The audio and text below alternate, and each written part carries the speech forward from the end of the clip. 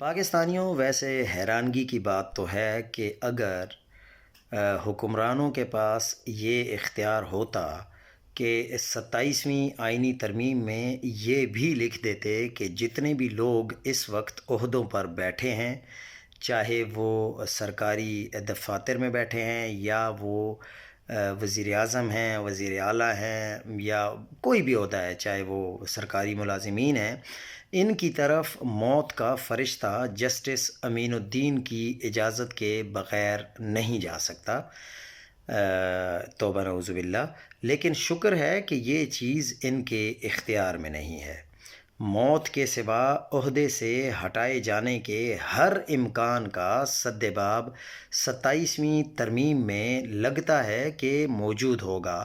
اس میں ایسی ایسی چیزیں ہوں گی کہ اس حکومت کی مرضی سے آپ ایک شخص کو بھی اس کے عہدے سے علیحدہ نہیں کر سکتے۔ آپ احتجاج جو آپ کا بنیادی حق ہے وہ بھی استعمال نہیں کر سکتے۔ تو آہستہ آہستہ دیکھیں گے کہ آپ کو 27ویں ترمیم کے بعد 28ویں ترمیم بھی نظر آ سکتی ہے، 29ویں ترمیم بھی نظر آ سکتی ہے، کیونکہ اس حکومت نے وہ ترمیمیں کرنی ہیں جس کی وجہ سے ان کی اس حکومت کو طول ملتی رہے گی۔ ہو سکتا ہے کہ پھر اس کے بعد یہ بھی ترمیم آ جائے کہ یہ حکومت 5 سال نہیں بلکہ 10 سال کے لیے چلے گی، 20 سال کے لیے چلے گی، ساری زندگی کے لیے چلے گی۔